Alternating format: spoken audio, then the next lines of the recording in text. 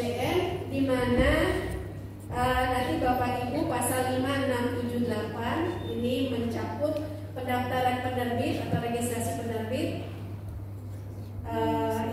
Ibu Bapak bisa lihat nanti prosedurnya ada di ispn.perpusnas.go.id.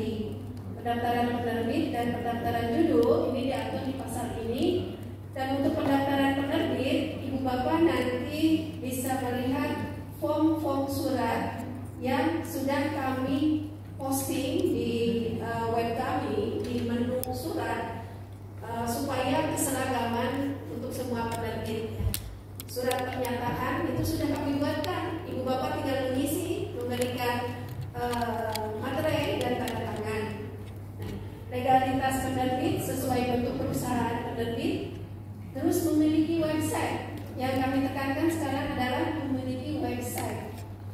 Websitenya tentu harus resmi, bukan blogspot, WordPress, Google Site, dan lain-lain. Karena ini harus yang premium. Kami takutkan ketika menggunakan WordPress atau blogspot nanti hilang. Dan semua penerbit yang terdaftar ini secara rutin kami melakukan progress report. Nah, progress report itu ketika kami sampaikan ke internasional, koreksinya satu-satu Ibu Bapak.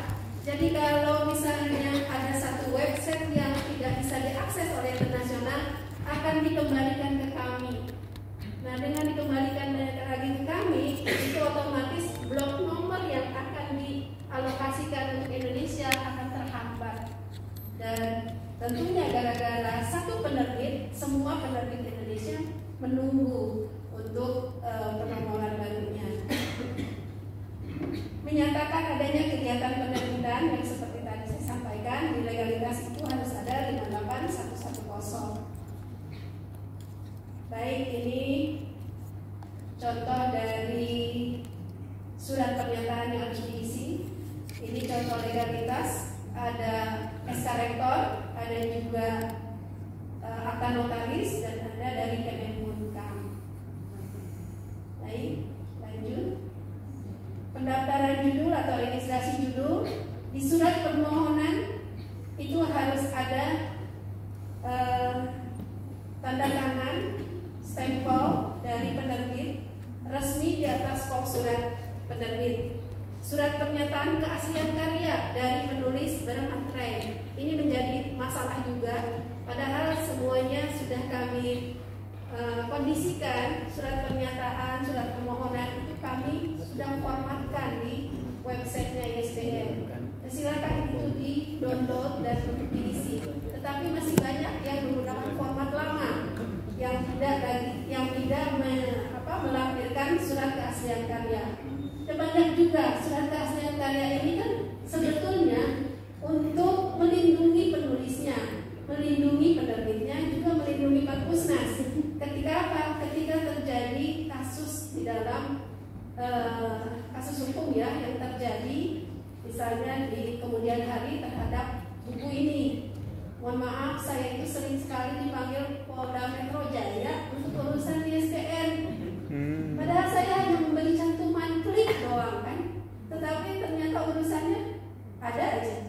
Setahun itu bisa 5 kali saya ke Polda Metro. Jadi tolong Ibu Bapak, surat keaslian karya itu untuk kita semua, untuk kebutuhan kita semua. Nah, untuk para penerbit pun surat keaslian karya sayang banget dengan materai.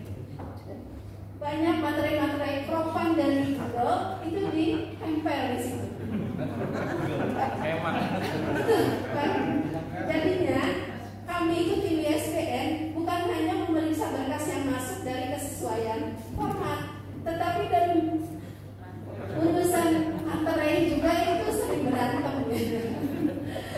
Ketika kami kembalikan ini cropan, tolong aslinya balik lagi masih begini juga.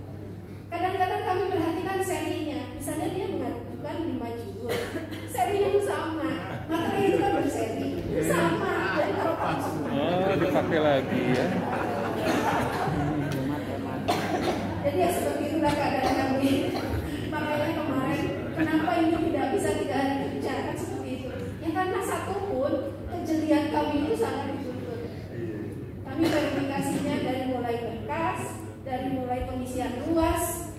dari yang seperti itu, materai dan sebagainya, juga dari link yang disampaikan. Yang ketiga, surat izin penerjemahan jika buku tersebut adalah terjemahan. Surat pengalihan penerbitan jika buku dialihkan ke penerbit lain. Yang kelima, halaman judul, halaman balik, halaman judul, daftar isi dan kata pengantar. Nah, kami belum menetapkan dummy, padahal di peraturan sudah kami tetapkan itu harus dummy. Nah, kemarin kenapa kami belum bisa mengakomodir dummy itu karena aplikasi kami belum dikembangkan. Nah, kami masih menunggu pengembangan dan penambahan server untuk servernya ISBN, karena dengan dummy itu memang harus besar sekali ya yang harus disediakan.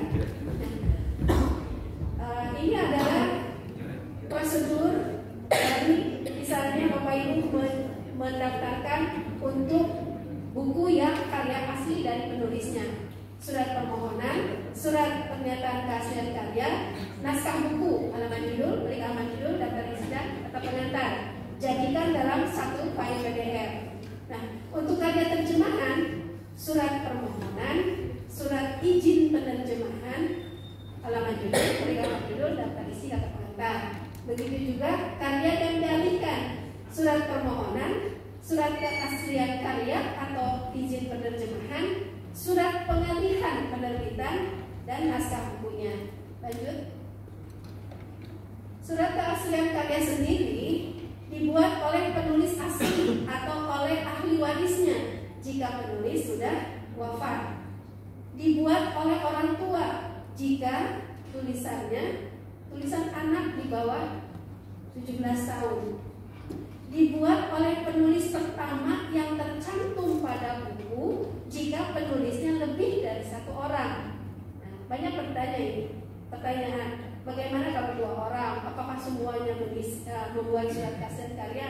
Tidak, cukup diwakilkan. Apalagi kalau misalnya itu antologi atau bunga rampai, ada 10 atau 20 penulisnya, cukup satu saja yang pertama disebut di buku.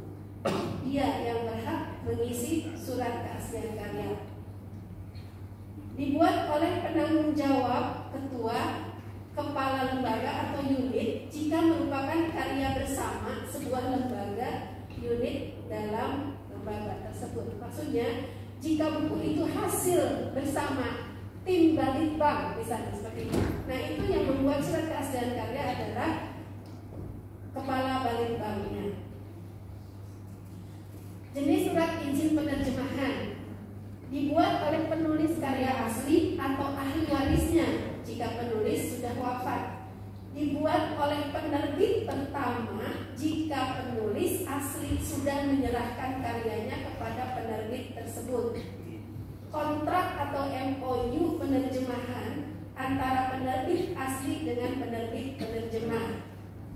Surat pernyataan resmi dari penerbit penerjemah dengan menyebutkan sumber dari karya aslinya jika karya tersebut public domain sudah 70 tahun misalnya, atau karya yang sudah dihibahkan oleh penulisnya untuk diterjemahkan secara bebas. Nah, itu penerbitnya yang membuat pernyataan pada kami.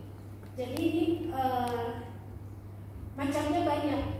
Waktu kami menetapkan, kami hanya berpikir buku terjemahan begitu saja. Tetapi di lapangan ternyata berkembang macam-macam jenis izin penerjemahan itu.